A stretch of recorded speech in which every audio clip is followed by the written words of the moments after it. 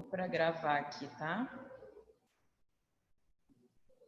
Já disponibilizei o material de vocês lá na plataforma, tanto a videoaula quanto o material que eu apresento para vocês. Hoje a gente vai dar continuidade. Então a gente vai falar de embriologia e aí a gente já vai falar de espinha bífida, tá? Então vamos iniciar. Só ver se está gravando aqui, tá, gente? Que esse computador ele estava com problema. Tá, ok, vamos lá. Então hoje a gente vai falar de embriologia, a gente vai começar falando de embriologia e divisão e organização do sistema nervoso, para depois a gente falar de espinha bífida.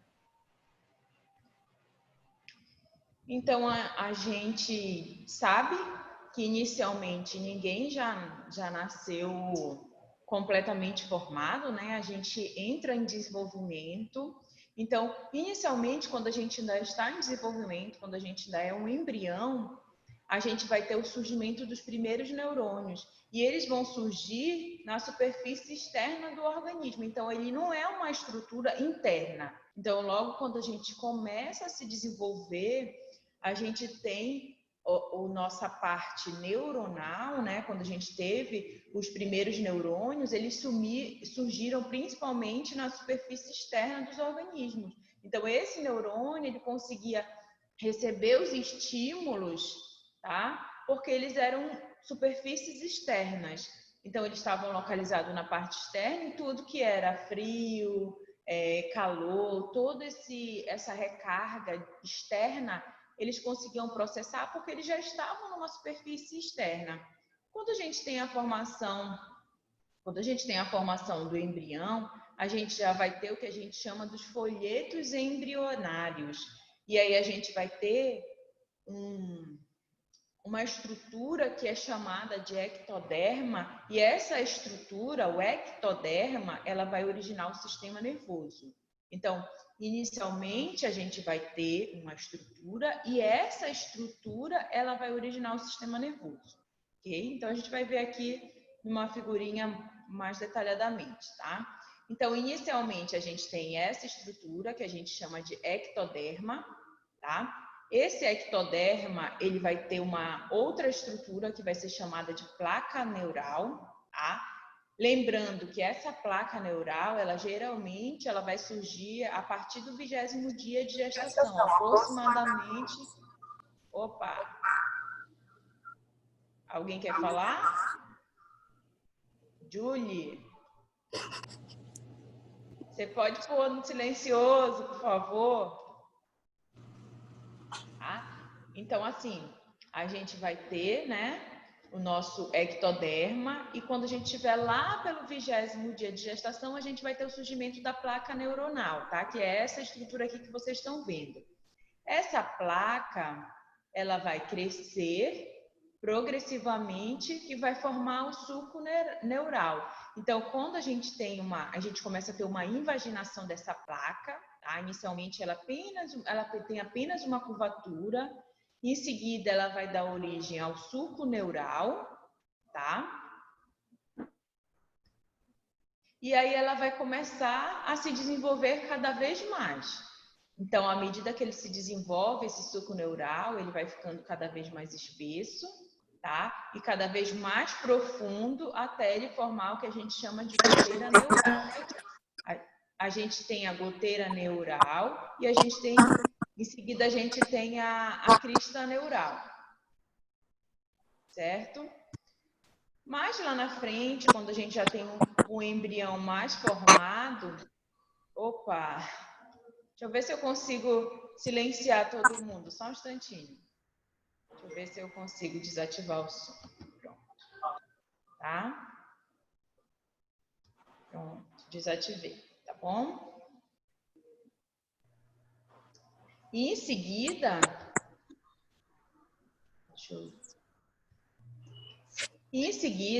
vamos voltar. Inicialmente a gente tem a placa neural. Essa placa neural, ela vai se aprofundar e vai formar o sulco neural. Em seguida, a gente vai ter cada vez mais esse aprofundamento, até que a gente tem o que a gente chama de goteira neural, tá? e aí a gente já tem uma divisão. Nesse momento, o ectoderma, ele sobe, tá? Parte do ectoderma sobe e vai formar o que a gente chama de crista neural. E aí, em seguida, essa goteira neural, ela vai se fechar e vai formar o tubo neural, tá? E essa parte que fica por cima vai ser o ectoderma que vai se juntar, ok? Tá? A gente vai ter uma outra estrutura aqui, que foi o que sobrou da crista neural, é o que a gente vai ter, que a gente chama de gânglio espinhal, tá bom? Ok? Deu para entender? É mais ou menos assim que vai se fechar o sistema nervoso. As cristas neurais, tá? Essas cristas neurais aqui, ó, tá? Que depois vão virar gânglio neural, gânglio espinhal, elas são contínuas e no sentido crânio-caudal. O que seria esse sentido crânio-caudal? Sentido da cabeça para os pés, tá? Então, toda vez que a gente fala do sentido crânio, cabeça, caudal, tá? Ok? Da cabeça para os pés. Elas vão formar, essa crista neural, ela vai formar os gânglios espinhais, tá? Igual como a gente viu aqui, ó, a gente tem uma crista neural, em seguida vai formar o gânglio espinhal, ok? E a gente tem vários tipos, que são os gânglios sensitivos, que são responsáveis pela sensibilidade, pela parte sensorial, pela parte somática. A gente tem os gânglios do sistema nervoso autônomo, e como eu falei para vocês nas outras aulas, o sistema nervoso autônomo, a gente não controla, é o que está ligado às nossas vísceras, ao coração, pulmão, ok? A gente vai ter a medula da glândula suprarrenal, melanócitos, células de Schwann, anfícitos, odontoblastos, as meninges e por aí vai, tá bom? Tudo isso tendo como origem a crista neural. E aí a gente tem o tubo neural. O tubo neural é esse daqui, tá, gente? Que a gente começou aqui com uma plaquinha que foi invaginando cada vez mais até se fechar, tá bom? Então esse é o tubo neural, tá? Ele é originado do fechamento da goteira neural e fusão do ectoderma. Ectoderma é aquela estrutura lá de cima, tá? Aqui, essa estrutura aqui, tá, gente? Ectoderma. Lembrem que tudo é originado do ectoderma, ok? É um processo que se inicia no meio da goteira neural. Então, quando a gente pensa no fechamento, a gente nunca deve pensar no fechamento, fechou, pronto. Não, ele é um processo gradativo, tá? Ó, aqui a gente mostra de frente, tá? Que é como se fosse um corte transverso, tá? Esse aqui é igual a figurinha que vocês estão vendo. Vocês viram aqui, tá? Igual essa figurinha aqui, tá bom? Agora, se a gente pegasse essa figura e virasse ela assim, a gente ia ver ela assim, tá? Então, ele não fecha de uma vez, ele começa a fechar aqui pelo meio, tá? Então, ele começa a fechar no meio, olha aqui, gente, tá? Ele começou a fechar aqui e ele vai finalizar pelas extremidades, tá? Mais ou menos quando o embrião tem 20 dias, ele começa a fechar, tá? E aqui um embrião com 21 dias, tá bom? E a gente já tem um fechamento mais completo, tá? Até ele finalizar todo o fechamento. Então, ele é bem rápido no meio e quando chega nas extremidades, ele é um processo mais lento, ok? Quando a gente pensa no tubo neural, a gente tem que pensar também que ele tem paredes, né? Só que as paredes do tubo neural a gente chama de lâminas. Então, a gente vai ter duas lâminas alares, tá? São as nomenclaturas das lâminas. Duas lâminas basais. Essas duas lâminas alares com as duas lâminas basais, que seriam 4 lâminas, elas vão derivar neurônios ligados à sensibilidade e à motricidade. Estão situados tanto na medula quanto no tronco encefálico, tá? Então, quando a gente pensa nessas duas lâminas alares e basais, elas vão mais lá na frente originar os neurônios ligados à sensibilidade, que seria o tato, né? Tá? A propriocepção, a dor, ok? E a motricidade, que é ligado ao movimento. A gente tem uma lâmina do assoalho, que a gente chama de lâmina do assoalho, tá? Que é essa lâmina bem aqui, tá, gente? Ok? Essa daqui é a lâmina basal e a lâmina alar, ou alares, as duas lâminas alares, tá? Uma de cada lado, uma aqui, e aqui a gente tem a basal, tá? Lâmina do assoalho bem aqui embaixo, ok? Na região inferior, e ela vai formar o sulco mediano do assoalho do quarto ventrículo. Lembrando que os ventrículos é onde a gente tem o líquido cefalorraquidiano. E a gente tem uma lâmina do teto, nessa parte superior, tá? Ela vai originar o epêndima da tela coroide e dos plexos coroides. Quem são esses plexos? São os produtores de líquido cefalorraquidiano, ok? Então, a gente vai ter o assoalho originando o quarto ventrículo, que é onde vai ficar o líquido, e a gente tem a parte do teto, que é a lâmina do teto, que vai originar os plexos coroides, ok? E aí a gente vai ter essas estruturas na formação, tá? Quando a gente pensa em tubo neural, a gente pensa nessas dilatações do tubo. Inicialmente, a gente vai ter só uma regiãozinha redonda, que a gente vai chamar de prosencéfalo. Logo embaixo, a gente vai ter uma outra região, que a gente vai chamar de mesencéfalo. E na região inferior, a gente vai ter o robencéfalo, ok? Tá? Mas lá na frente, a gente vai ter o prosencéfalo originando, se dividindo em duas regiões, tá? Que é o telencéfalo e o diencéfalo, ok? Lembrando que do telencéfalo a gente tem duas regiões, né? Duas regiões laterais, tá? O mesencéfalo continua mesencéfalo, ok? E o robencéfalo, ele vai originar o metencéfalo e o mielencéfalo, tá bom? Ok? Então, essas são as dilatações do tubo neural.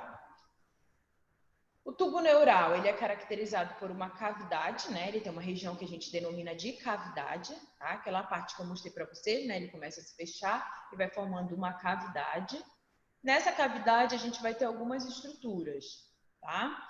Então, a gente vai ter a luz da medula primitiva, que é inicialmente quando a gente tem a formação do tubo neural, e essa medula primitiva, ela vai dar origem ao canal central da medula.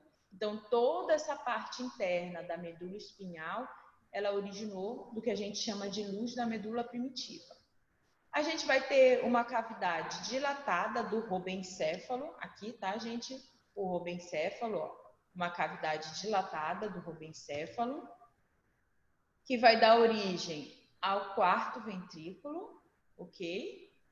A gente vai ter uma cavidade do diencéfalo e na região mediana do telencéfalo, vamos voltar lá, tá? Essa região aqui, tá, gente? Diencéfalo e telencéfalo. Essa região a gente vai ter o terceiro ventrículo, ok? Então, nessa região aqui, entre o telencéfalo e o diencéfalo, a gente vai ter o terceiro ventrículo. Lembre que a gente está falando da cavidade interna, tá? Da estrutura interna, ok? À luz do mesencéfalo, a gente vai ter o aqueduto cerebral, tá? Então, nessa região do mesencéfalo, a gente vai ter o aqueduto cerebral, que é por onde vai passar o líquido cefalorraquidiano. O aqueduto, ele é uma ligação, tá? É uma passagem. E a gente vai ter a luz das vesículas telencefálicas laterais, que é o que a gente vai ter os ventrículos laterais, tá? Lembrando que a gente tem um par, né? Ok? A gente tem um de cada lado, tá? E lembrando que essa região, ela vai ser uma região totalmente revestida por epêndima. Lembrem lá, vocês lembram lá do epêndima? Então, o epêndima, ele vai ser uma região que vai revestir toda essa estrutura, ok? Essa estrutura interna, tá? Então, aqui para a gente ver uma forma mais didática, a gente tem uma região que a gente chama de tubo neural, tá? Aí aqui a gente vai ter o prosencéfalo, mesencéfalo e robencéfalo, tá? E aí ele vai começando a se modificar, ele vai sofrendo modificações, vai começando a ter um aspecto mais parecido com o que a gente tem, tá? Quando a gente já está completamente formado, ok? Ó, aqui a gente já pode ver o telencéfalo, certo? Com as suas duas divisões, tá? Diencéfalo, ok? Isso daqui é o resultado final, tá? Então, aqui a gente tem um telencéfalo, certo? Aqui nessa região, a gente tem a região do mesencéfalo, ok? E aí a gente tem a região que vai dar origem mais lá na frente ao tronco encefálico, tá? Diencéfalo, metencéfalo e mielencéfalo, ok? Agora a gente vai entender como é que funciona essa diferenciação, como é que funciona essa organização do sistema nervoso dentro do embrião. Quando a gente fala de tempo, né? Em quanto tempo a gente tem essa formação, tá? Então, no embrião de 4 meses, o embrião, né, uma grávida com 4 meses, a gente tem a formação de um córtex cerebral e cerebelar liso, tá? Então, no embriãozinho de 4 meses, a gente tem essa região lisa. Ó, aqui, ó, tronco, cerebelo, tá? Então, a gente tem tudo liso, ok?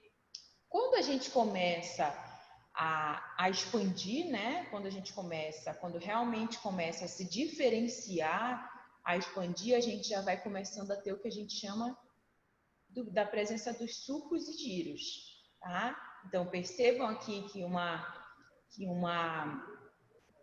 uma grávida com 30 semanas, eu já tenho um embriãozinho que já tem sulcos e giros, tá? Eu já tenho feto, na verdade, que já tem sulcos e giros, ok? Olha aqui, com 26 semanas, tá? Eu tenho o começo de uma formação ainda, ok? E aqui com 38 semanas, tá? Eu já tenho um feto totalmente formado, eu já tenho um sistema nervoso totalmente formado, eu já tenho sulcos e giros, eu já tenho divisões completas, ok? Olha o cerebelo aqui, tá?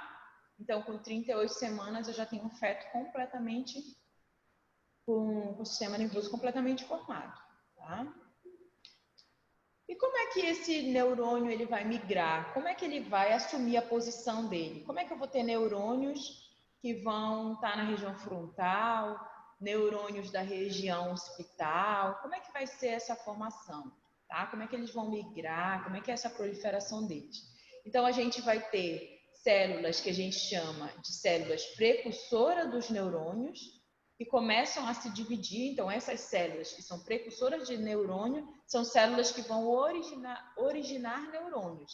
Então, essas células, essa daqui, tá, gente? Essa daqui paradinha aqui dentro, tá? Então, ela vai começar a se dividir de forma assimétrica e essa divisão vai fazer com que ela comece a produzir neurônios, tá? Então, são células gliais, que são células precursoras de neurônios. Então, essas células vão se dividir e vão começar a fazer com que esses neurônios eles migrem, que eles se formem, que eles comecem a procurar a sua região, tá? A gente tem uma célula precursora e um neurônio jovem, né? Tá? E eles vão começar a migrar para formar o córtex cerebral e suas camadas. Então, eles começam a migrar para determinadas regiões e aí eles começam a formar o que a gente chama de córtex cerebral. Tá? Esse córtex cerebral é a região onde a gente vai ter o processamento da informação. Então, eu tenho uma informação de sensibilidade que está saindo, tá? Então, eu toquei num prego, eu senti dor, né? Eu estimulei nociceptores para dor, e aí esses nociceptores eles vão levar essa informação até o meu córtex ele vai processar e vai transferir essa informação para que eu possa retirar a minha mão, tá? Então é assim que eles começam a migrar e vão se proliferar até eles terem o que a gente chama de neurônios adultos, ok? Esses neurônios, primeiramente a gente vai ter uns neurônios jovens, né? E aí depois a gente vai ter neurônios adultos. Esses neurônios eles vão começar a adquirir características morfológicas e bioquímicas que vão ser próprias da função deles. Então, se eu vou ter neurônios da motricidade, então eles vão adquirir características relacionadas à motricidade. Se eu vou ter neurônios relacionados à parte sensorial, eles vão adquirir características e funções relacionadas à parte sensorial, tá? Eles vão ter características para estabelecer sinapses a partir do momento em que eles começam a emitir axônios. Os axônios, eles precisam encontrar o seu alvo correto, já falei para vocês na aula anterior, semana passada. Inclusive, eu mostrei os receptores, tá? Então, cada neurônio, ele vai ter um receptor, ele vai ter um neurotransmissor que ele vai poder transferir e ele também vai poder receber, tá? Então, eles precisam encontrar o seu alvo correto. Então, é essa brincadeira da sinapse, né? Eu tenho um neurotransmissor e eu tenho um receptor, tá? Então, esse neurotransmissor, ele só vai se conectar no seu receptor, tá? Que é o seu alvo correto. A gente vai ter uma extremidade no axônio que a gente chama de cone de crescimento, tá? E esses neurônios, eles vão ter uma característica própria deles, que é a sinaptogênese. Então, eles podem produzir novas sinapses, tá? Isso é importante porque a gente vai precisar compreender isso quando a gente for ver lá no AVE, por exemplo, tá? Um exemplo. Então, vamos pensar no AVE. Meu paciente, ele perdeu o movimento da mão. Então, eu tenho um paciente que tem uma plegia, ele paralisou completamente a mão. Mas eu posso recuperar? Posso, tá? Então, depende, claro, de cada paciente, mas eu posso considerar. Eu posso recuperar parte ou totalmente o movimento da mão dele, tá? E isso daqui é uma coisa muito importante, essa característica de sinaptogênese, tá? Então, com isso, meu paciente, ele pode voltar a recuperar o movimento. Por isso que é importante, tá? A gente vai ver isso, vai falar isso mais lá na frente. Ok? Então, esse daqui é um neurônio, a gente já viu bastante, né? Já mostrei para vocês, tá? Lembrando que dentro do corpo do neurônio, a gente tem células, né? Mitocôndrias, que são responsáveis pela produção de ATP, tá? A gente vai ter organelas, a gente vai ter o aparelho de Golgi, ribossomos, então a gente vai ter todas essas células, todas essas estruturas que vão ser responsáveis por sintetizar o neurotransmissor e transferir ele lá para o final do axônio, tá? Ok? Lembrando que cada axônio, né, ele vai produzir um neurotransmissor e esse neurotransmissor ele vai se acoplar no receptor que seja específico para ele, ok? Se de repente eu ter um neurotransmissor aqui que não tem nenhum receptor específico para ele, ele não vai se acoplar, tá, gente? E a morte neuronal? Eu tenho um neurônio morrendo? Existe neurônio que morre? Existe, né? Seja por alguma patologia, mas também existe neurônio que morre de forma natural, tá? Então, a gente pode ter uma morte neuronal programada, que é quando eu tenho um número muito grande de neurônios ou de sinapses, tá? Então, de repente, eu tenho neurônios ali que não estão sendo utilizados, porque eu tenho uma quantidade muito grande, eu vou ter o que a gente chama de morte neuronal programada. E aí, esses neurônios, eles vão começar a morrer, tá? Porque eu tenho neurônio em excesso. Eu vou ter morte por competição entre neurônios, que a gente chama de apoptose, tá? Então, quando eu tenho muitos neurônios competindo entre si, eu acabo tendo morte neuronal, tá? Que é o que a gente chama de apoptose. Quando eu tenho sinapses não utilizadas, então não tenho um neurônio ali, de repente eu tenho um paciente, tá? Vamos pensar no nosso paciente de AVE. Então, eu tenho um paciente de AVE que ele perdeu o movimento da mão, então ele não consegue mais fazer flexão e nem extensão de punho, tá? E aí ele não fez fisioterapia, ele simplesmente negligenciou esse membro e ele passou a utilizar o membro esquerdo para tudo. Então, ele negligenciou o membro direito. E aí, aqueles neurônios que eram responsáveis só por isso, pelo movimento de flexão e extensão de punho, eles vão morrer, tá? Porque eu não tenho sinapses, olha aqui na setinha, tá? Eu não tenho sinapses sendo utilizadas, então eu tenho sinapses não utilizadas. E aí, esses neurônios responsáveis por esse movimento, eles vão morrer. Por isso que quando passa muito tempo, os nossos pacientes geralmente não conseguem recuperar o movimento. Tá? A gente tem o que a gente chama de plasticidade neuronal, tá? A gente vai falar disso mais lá na frente, quando a gente for falar principalmente de AVE, certo?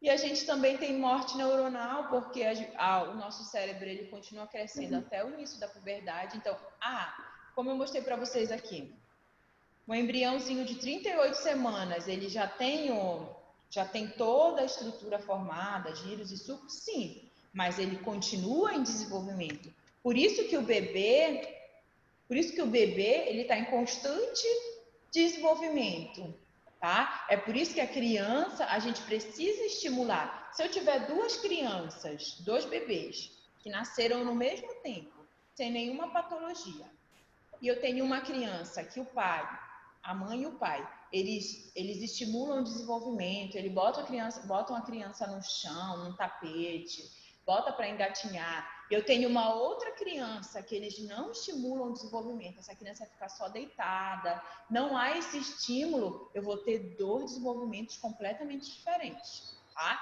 Eu vou ter uma criança que vai se desenvolver de forma natural, vai se desenvolver de forma normal, e eu vou ter uma criança que provavelmente vai tender a um atraso no desenvolvimento. Então, isso é muito importante. Quando a gente trabalha com essa questão da neuropediatria, a gente precisa, sim, pedir para o pai, né, para a mãe, quem for responsável pela criança, né, quem passa a maior parte do tempo com os cuidados do bebê, a gente precisa pedir para esse desenvolvimento, ele precisa ser estimulado, tá? Porque se não tiver estímulo, eu não vou conseguir desenvolver sinapses, eu não vou conseguir estimular o meu sistema nervoso central, ok? Tá? Quando eu tenho crescimento, eu tenho aumento do número das sinapses, então toda vez que eu vou ter o crescimento, né, a gente fica em desenvolvimento até mais ou menos a nossa puberdade, tá? Então a gente precisa realmente estimular esse desenvolvimento. E a mielinização? Vocês lembram lá da mielinização? Lembra que a gente tem uma mielinização tanto no sistema nervoso central quanto no sistema nervoso periférico. No sistema nervoso central, a gente vai ter os oligodendrócitos, já responsáveis pela formação da bainha de mielina, e a gente vai ter no periférico as células de Schwann, tá? Então, a gente vai ter tanto mielinização no central quanto no periférico. Ela vai se dar no final da maturação ontogenética. Então, lá quando o embrião está em formação, lá pela 30ª até 38 semanas, a gente vai ter essa mielinização se finalizando, tá? Se formando. Ela vai ser a última região a se concluir, é no córtex pré-frontal, então é nessa região aqui, tá? Então essa daqui vai ser a última região a se mielinizar e vai crescer até mais ou menos 16, 17 anos, que a gente falou lá pelo final da puberdade, tá?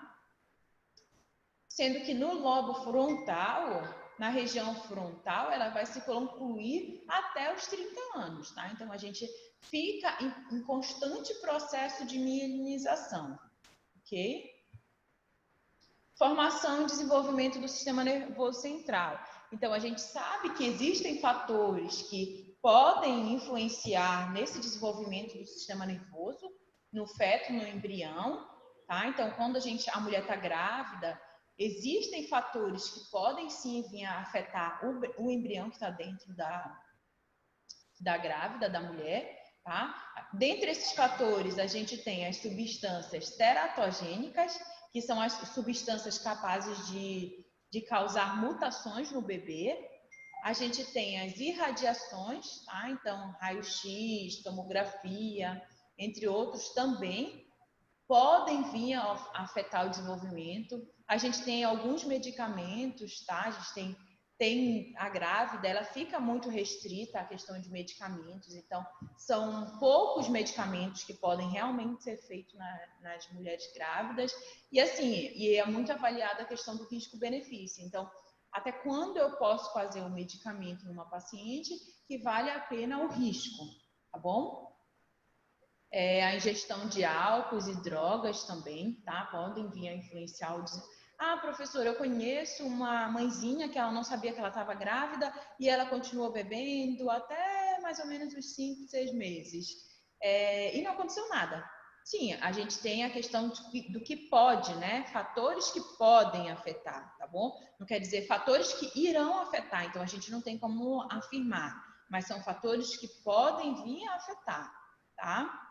E as infecções congênitas, né? A gente tem principalmente a rubéola, tá? E aí a gente tem o Zika também, né? Tá? Então, são as principais que podem vir a afetar o embrião na fase do desenvolvimento, ok? Professora, Pode falar? dê um exemplo desse primeiro lá. Quem está falando é a Camila? A É isso, Iodete? Camila.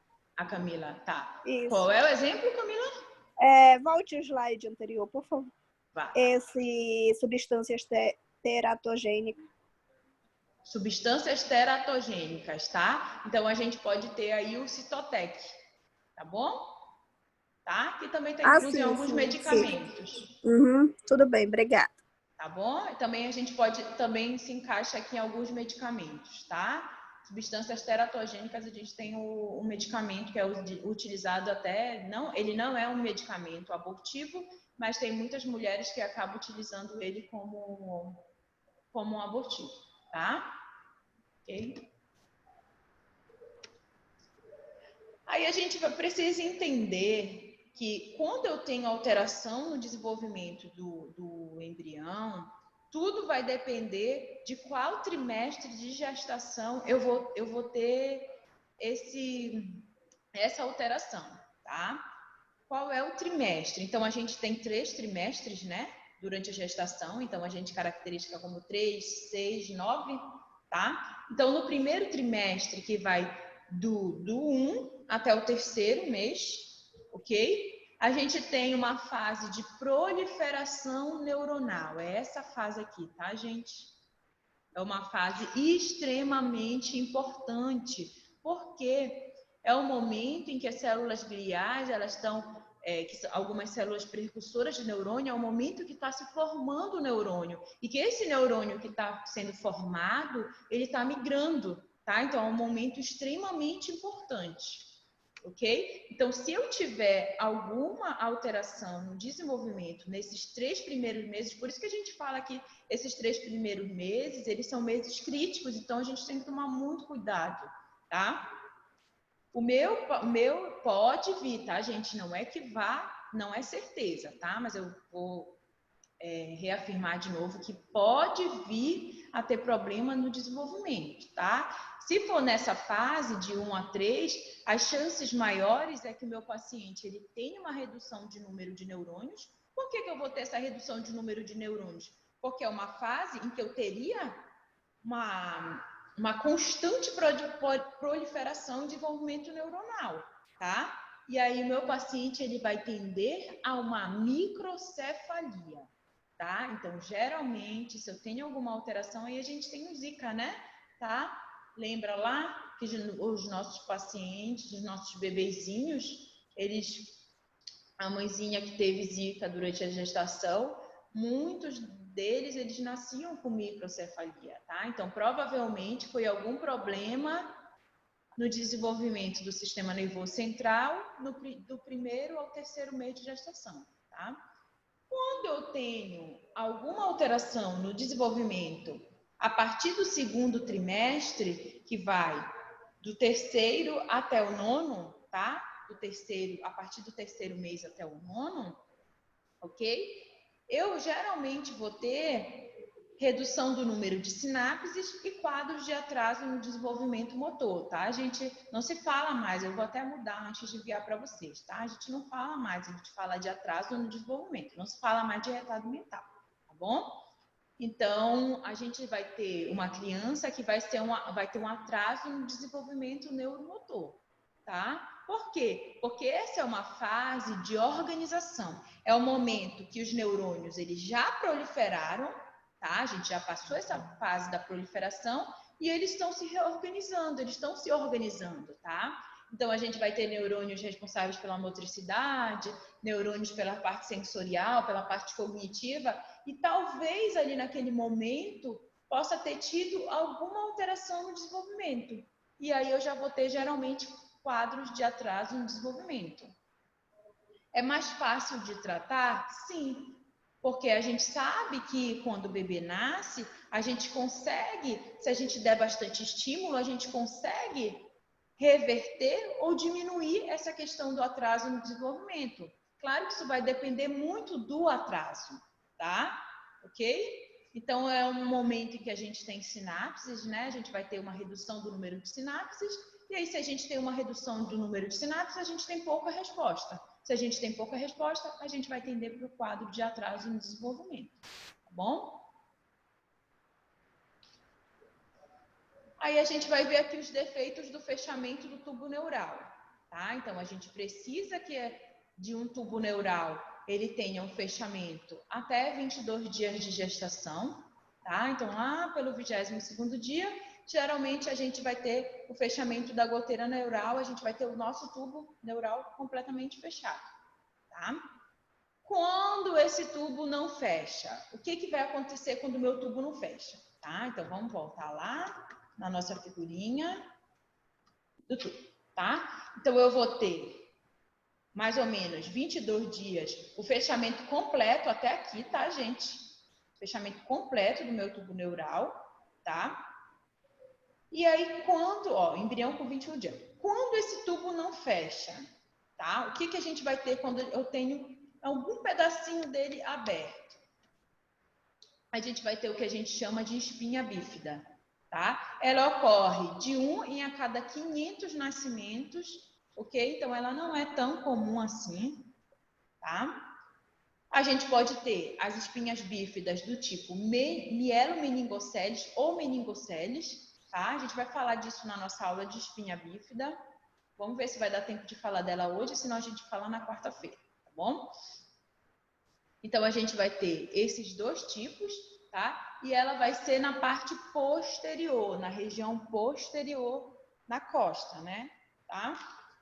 Se for na parte anterior, a gente vai ter o que a gente chama de anencefalia, tá? Um paciente que não tem encéfalo, ok? Como é que a gente previne essa espinha bífida? Como é que a gente previne? Como é que a mulher, quando está grávida, ela pode prevenir que o embrião, que o feto, né, o bebê, ele possa vir a ter atraso no desenvolvimento ou alterações no desenvolvimento do sistema nervoso central? Ácido fólico, tá? Então, a mulher, quando ela inicia o pré-natal, quando ela descobre que ela está grávida, imediatamente ela começa a fazer vitamina de ácido fólico, tá? Que é justamente o ácido fólico, ele vai estimular o desenvolvimento do sistema nervoso central, ok? Tá? Então, aqui a gente vê a espinha. O normal é isso, tá, gente? O normal é a gente ter uma medula completamente fechada, tá? Aí a gente pode ter três tipos de espinha bífida, tá? A espinha bífida oculta. Então, essa parte posterior aqui, gente, é a pele, tá? Aqui é a medula e aqui é o ossinho, tá? As vértebras, ok? A parte posterior das vértebras. Então, a gente vai ter aqui, na oculta, eu não vou ter nada exterior. Eu não vou ter isso daqui, ó, que vocês estão vendo aqui na figura, tá? Eu não vou ter isso na oculta, tá? Eu vou ter uma região na costa do bebê totalmente normal, tá bom? Por quê? Porque eu vou ter apenas um defeito interno, tá? Que é o que a gente chama de espinha bífida oculta. Aqui era para ter um osso fechando, mas por algum defeito no fechamento do tubo neural, a gente não tem esse osso aqui, tá? Eu posso ter a meningocele, tá, gente? Que é quando eu tenho essa estrutura aqui para fora, tá? E eu posso ter a mielomeningocele, que é quando eu tenho essa estrutura para fora também, tá, gente? Mas qual é a diferença entre uma e outra, tá? Na meningocele, eu não tenho raiz nervosa saindo, tá? Vocês estão vendo aqui? Eu tenho apenas o líquido, ok? E eu tenho uma pele revertindo, que é a nossa pele, tá, gente? Essa parte aqui rosinha é a nossa pele, tá? Então, eu tenho aqui o defeito do tubo, mas eu não tenho a medula saindo para fora, e eu ainda continuo com uma pele recobrindo essa região. Na mielomeningocele, o que acontece? Tá? Eu tenho medula, estrutura nervosa, raiz nervosa, tudo para fora, tá, gente? Esse é o pior de todos, tá? E aí, na maioria das vezes, eu não tenho nem a pele. Essa região aqui da medula, ela fica exposta, tá? No meu bebê, no meu bebezinho, tá? Quando ele nasce. Então, ela fica exposta, tá? Olha aqui, gente. 21 dias, né? A gente começa aqui o fechamento, tá? Do tubo neural, ok? Lembrando que ele sempre começa pelo meio, tá? E aí ele finaliza nas extremidades. Aqui com 22 dias, olha como é rápido, tá? Com 21 dias eu inicio, olha aqui com 22 dias o quanto que eu tenho, tá? Com 28 dias aproximadamente, tá, gente? Isso daqui é um tempo aproximado, tá? Então, mais ou menos com 28 dias, a gente tem o fechamento completo, tá? Mas bem aqui não fechou. Algum problema no desenvolvimento que fez com que não fechasse. E aí a gente tem a espinha bífida, que pode ser desses três tipos, tá? Oculta, a meningocele e a mielomeningocele, ok? Aqui a gente vê um bebezinho, tá? A figura de um bebezinho com uma mielomeningocele, ok? Aqui é uma coluna vertebral normal, como ela deveria ser, e aqui é quando a gente não tem, tá? Olha o ossinho aqui posterior. Eu deveria ter isso, ok? E não tenho, ó. Ó o buraco aqui, tá? Olha aqui. Professora, Ok, pode falar? na meningocele, não tem, eu acredito, assim como só é a pele revestida, tem alguma, não tem dor, né, praticamente, assim, mas na maior, né, que tem as terminações nervosas, ela, não sei, tem dor, a criança sente dor devido às terminações nervosas estarem bem para fora, assim, ou não? É só... Sim, tá? Não é a questão, não é nem a dor. Deixa eu aumentar aqui o áudio, que eu não estava escutando baixo. A questão é assim, geralmente o tratamento ele é cirúrgico, tá? Então, dificilmente o bebê ele vai para casa desse jeito, tá bom? Então, ele fica internado, às vezes, só até ele ficar no tempo para poder fazer a cirurgia, tá? E qual é o perigo, o maior perigo? É se eu tenho terminações nervosas expostas, eu tenho que ter todo um cuidado, eu vou falar para vocês mais lá na frente, na nossa aula de espinha bífida, tá? Então, eu preciso ter todo o cuidado na hora que eu for manejar o meu bebê. Ele não, jamais ele vai poder ficar de costas no leitozinho, no bercinho, tá? Então, essa área ela precisa estar em constante hidratação com soro fisiológico, certo? Mas isso é tudo repassado para a mãezinha quando ela recebe o bebê, tá? Então, essa área ela precisa tá sempre protegida. E o risco, na verdade, é que eu lesione, né, ou quem for cuidar do bebê, eu lesione essas estruturas nervosas e acabe causando lesões futuras no meu bebê, entendeu? Até na hora da cirurgia também tem esse problema. Por quê? Porque se o médico, ele de repente cortar alguma terminação nervosa, eu já posso ter um bebê que não consegue realizar o movimento do pé, um pé em equino, ou perder o movimento da perna, ou ter alguma alteração de sensibilidade. Por isso que tem que ser tudo muito cuidadoso, tá? Nesse caso aqui, na meningocele e na espinha bífida oculta, eu vou conversar com vocês na nossa aula de espinha bífida, a gente vai falar um pouquinho mais da oculta, tá? Mas vamos pensar que nesse caso, na meningocele, o meu bebê, ele quase não tem alterações, ele quase não tem percas, ele quase não tem percas. Por quê? Porque a minha medula, ela está resguardada, tá? Nesse caso, na mielomeningocele, às vezes, na maior parte das vezes, ele fica com sequelas, tá bom? Quem foi que me perguntou? Fui eu, professor. Tá. Isso. Você conseguiu entender? Entendi. Então, se ocorrer uma cirurgia, né, na meningocele, não vai ter tanta, não vai ser tão prejudicial e tanto risco, né, contra a maior, né? Isso. Se for a meningocele, não. Se for a mielomeningocele, ele já pode ter sequelas muito maiores, tá? Professora, faça a cirurgia logo após o nascimento ou espera um pouco? Espera ele ficar estável, tá? Depende. Se o bebê já estiver preparado, de repente ele não teve nenhum probleminha, ele adquiriu estabilidade já clínica, ele já pode fazer, tá bom? Aí já é o médico que vai decidir junto com a equipe. Ele estando estável, tá? Mais alguma dúvida? A gente tem também, gente, a anencefalia, tá? A anencefalia é quando eu tenho problema de fechamento na parte anterior, tá? E não tem perspectiva, o bebê já nasce morto, tá? É incompatível com a vida, tá bom?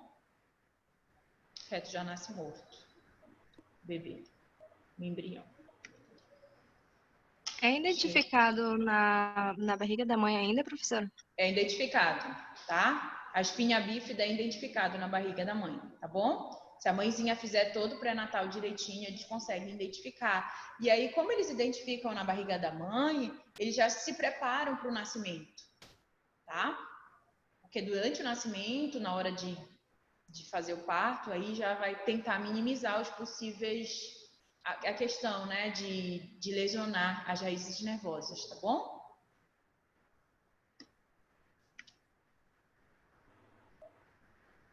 Aí a gente tem, gente, tá? Esse daqui, lembrando que é alteração, tá?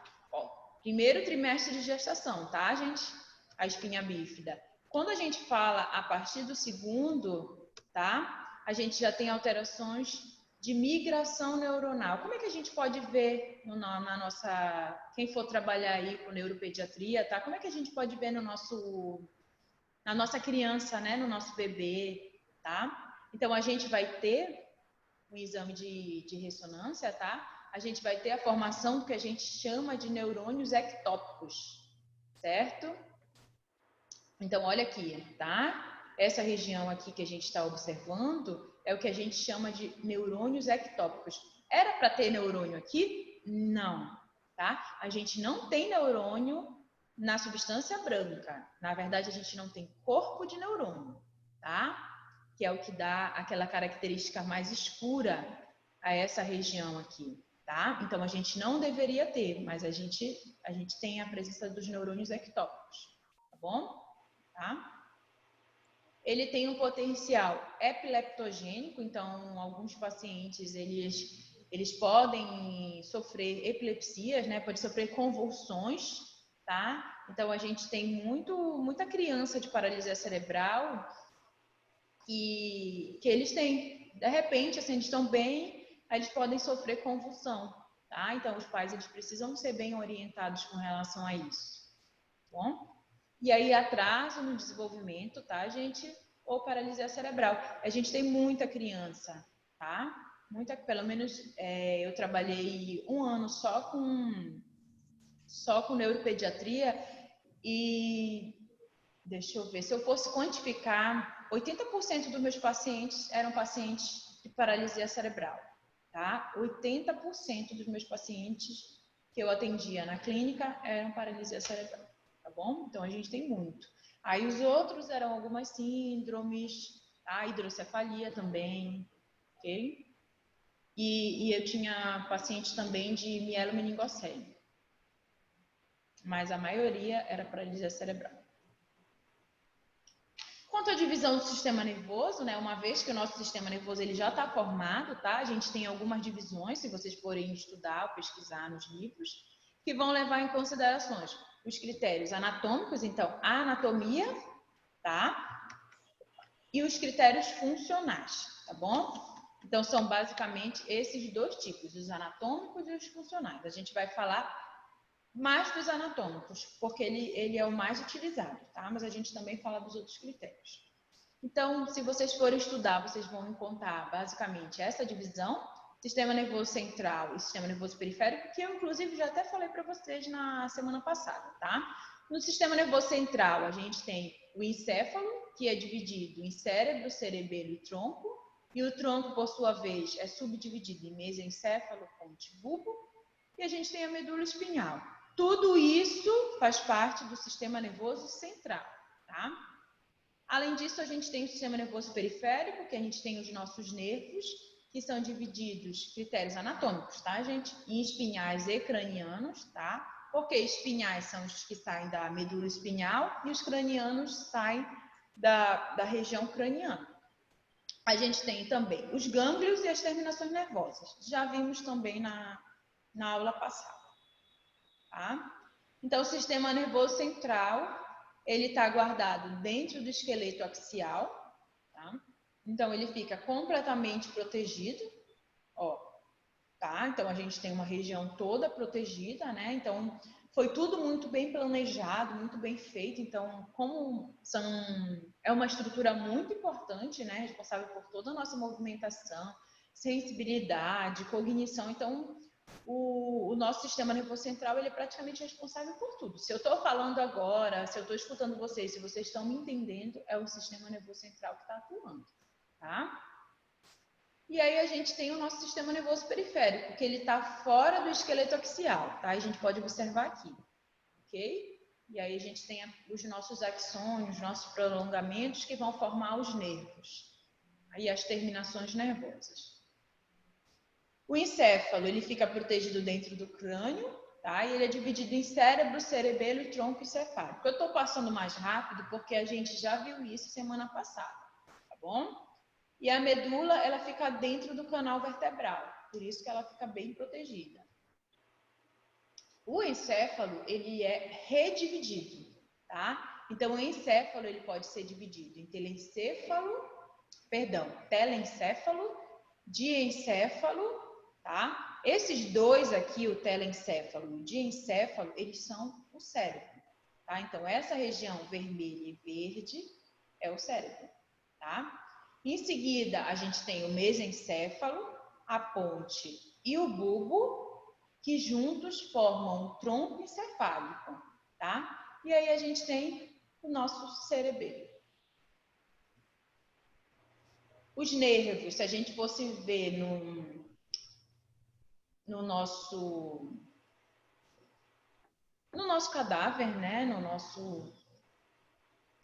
Se a gente fosse ver, né? No nosso cadáver, a gente ia ver eles como se fossem cordões esbranquiçados. Eu cheguei a mostrar para vocês, tá? Eu abri uma medula lá e a gente conseguiu ver saindo os nervos, alguns nervos. Eles são responsáveis por unir o sistema nervoso central aos órgãos periféricos. Então, eles fazem essa conexão. Eles levam informação. Do encéfalo, a gente tem os nervos cranianos, na medula, os nervos espinhais. Os gânglios, já falei para vocês, por isso que eu estou passando um pouquinho mais rápido também, são dilatações dos neurônios. Então, a gente tem um neurônio compridinho, a gente tem uma dilatação mais redondinha que a gente chama de gânglios. E as terminações nervosas, que podem ser sensitivas ou motoras. Se forem sensitivas, estão relacionadas com a sensibilidade, o tato, tá? Eu pegando aqui, ó, sensibilidade térmica também, tá bom? A água tá gelada. Ou motora, que é relacionada ao movimento. Então, aqui só para mostrar para vocês, tá? Esse azulzinho aqui, ele é um neurônio sensitivo, tá? Ele é um nervo sensitivo. Por quê? Olha aqui, o sensitivo, ele sempre tem uma região que a gente chama de gânglio, onde vai ficar o corpo do neurônio. Eu nunca vou dizer que isso daqui é um neurônio motor, tá? Eu nunca vou dizer que isso daqui é uma rede nervosa motora. Por quê? Porque o motor, o corpo do neurônio está dentro da medula, tá, gente? Então, nunca, ok? Então, aqui é sempre sensitiva, tá? E aí ele vem, ó, faz conexão com o neurônio de associação ou interneurônio, tá? Esse daqui ele vai processar, levar o neurotransmissor até o final, e aí ele vai fazer conexão com o próximo neurônio, que é o neurônio motor, o motoneurônio, tá? E esse vai levar a informação para o músculo, tá? Aqui eu tenho basicamente um arco reflexo, tá? Lembra que eu falei para vocês que a gente tem essa conexão direta, tá? Só que aqui, quando eu tenho esse neurônio, ele também vai levar uma informação lá. Não está aparecendo aqui, tá, gente? Mas também está subindo uma informação para o córtex, tá bom? Só não está aparecendo aqui, tá? Então, esse daqui é a nossa medula e dela saem nervos, tá? Cada nervo desse vai ter uma função no nosso corpo, seja ela sensorial, sensitiva ou motor. E aí a gente tem critérios funcionais. O que quer dizer funcional? A gente vai falar muito disso quando a gente vai falando das patologias, tá? O que é funcional? O que é a funcionalidade? Nós, fisioterapeutas, nós buscamos a funcionalidade, tá? Então, a gente não ensina o nosso paciente a fazer flexão de cotovelo só porque ele vai fazer flexão de cotovelo. É porque isso vai me dar alguma função. Ele perdeu uma função e eu preciso desse movimento para me recuperar a função, tá? E nos critérios funcionais da divisão do sistema nervoso, a gente tem um sistema nervoso somático, tá? Relacionado à parte sensorial, tá? Somática. E aí eu vou ter vias aferentes e vias eferentes. Então, a via aferente é a via que sobe e a via eferente é a via que desce, tá? E eu vou ter um sistema nervoso visceral, aferente e eferente também. Uma via que sobe e uma via que desce. Uma via que vai levar a informação e que me retorna com uma resposta, tá? Aí, quando a gente fala do sistema nervoso autônomo, a gente tem o simpático e o parasimpático. Então, geralmente, um contrai enquanto o outro relaxa, ok? Lembrando que aqui a via, quando a gente tem o sistema nervoso somático, a gente tem uma via aferente, que geralmente leva a informação sensorial, e uma via eferente, que traz uma informação motora. Esse daqui é para mostrar para vocês, tá? Sistema nervoso autônomo. Olha como ele é responsável por muitas coisas, tá? Aqui é só um exemplo de alguns. Então, por exemplo, o simpático, ele é responsável por dilatar a pupila e o parasimpático, ele vai contrair. Isso aqui vocês não precisam decorar, tá, gente? Vocês só precisam entender, tá bom? Que enquanto tem um sistema simpático que faz uma coisa, o parasimpático, ele faz uma coisa contrária, tá? Por exemplo, ali, a questão vamos pensar nos batimentos cardíacos, tá? Então, eu tenho um sistema nervoso simpático que vai acelerar os batimentos cardíacos e eu tenho um parasimpático que vai reduzir os batimentos cardíacos. Geralmente, eles atuam como se fosse uma balança, tá? Então, quando eu tenho um atuando, aí depois ele relaxa e o outro começa a atuar, tá? Aqui no estômago, por exemplo, eu tenho um simpático que vai inibir a atividade do estômago e do pâncreas, enquanto que eu tenho um parasimpático que vai estimular a atividade do estômago e do pâncreas. Então, eu preciso em determinado momento que esse meu estômago ele esteja ativado. Opa, pode falar. Pode falar? Não escutei. Tá ligado esse áudio. Tá ligado o áudio, dona Andressa. Ninguém quer perguntar? Não, professor. Não? Então tá. Vamos retornar. Tá? Deixa eu só tirar aqui a minha imagem. Isso. Então, tem momento que eu vou precisar que o meu estômago, que a atividade dele, do pâncreas, eles estejam ativos. Então, no momento que eu preciso fazer a digestão do alimento, tá? Mas tem momentos que eu vou precisar que eles estejam inibidos. Ok? Então, é assim que funciona o nosso corpo, tá? A mesma coisa aqui, a bexiga. O simpático, ele vai relaxar a minha bexiga e o parasimpático, ele vai contrair. Então, no momento em que eu preciso realizar o ato da micção, eu preciso que essa minha bexiga, ela se contraia, tá? E aí, depois eu preciso que ela relaxe, bom? Então, é assim que ele funciona, tá? A gente tem uma outra divisão, gente, que ela não é muito utilizada, mas eu trago para os meus alunos. Porque, de repente, eles vão estudar em algum local e para poder entender, não ficar perdido, tá? Então, essa divisão do sistema nervoso é uma divisão que a gente chama de segmentação ou metameria. Ela leva em consideração a formação embriológica, tá? Ela não é muito utilizada. A mais utilizada é a critérios anatômicos. E depois disso, a funcional. Tá? Essa última, que é segmentação ou metameria, ela não é muito utilizada. Então, a gente vai dividir o nosso sistema nervoso em sistema nervoso segmentar e sistema nervoso suprassegmentar. No sistema nervoso segmentar, vai ser todo o sistema nervoso periférico, mais o sistema nervoso central, que tem relação direta com os nervos típicos. Que seriam esses nervos típicos? Os nervos cranianos, tá? Então, quando eu tenho o sistema nervoso segmentar, é somente o sistema nervoso periférico, ok? E o sistema nervoso central, mas uma parte dele que tem relação com os nervos cranianos. Quem é que tem relação direta com os nervos cranianos? O tronco encefálico. A gente sabe que a maioria dos nervos cranianos, a gente vai ver nessa aula na outra semana, que é na avaliação, tá? A gente vai ver que a maioria dos pares de nervos cranianos saem do tronco encefálico, ok? E a gente vai ter uma outra divisão, que é a suprassegmentar, que a gente vai ter o cérebro e o cerebelo, ok? Tá? Então, todo o resto é segmentar, cérebro e cerebelo, suprassegmentar, tá bom? Essa divisão não é muito utilizada, é mais para nível de conhecimento, tá? Alguém tem alguma dúvida? Deixa eu voltar aqui até, tá?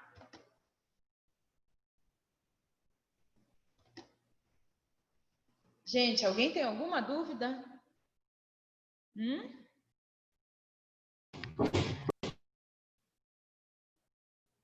Deixa eu só pausar aqui pra gente... Deixa eu ver que horas tem. 12:14, tá? Deixa eu só pausar aqui o vídeo pra gente encerrar essa aula, tá?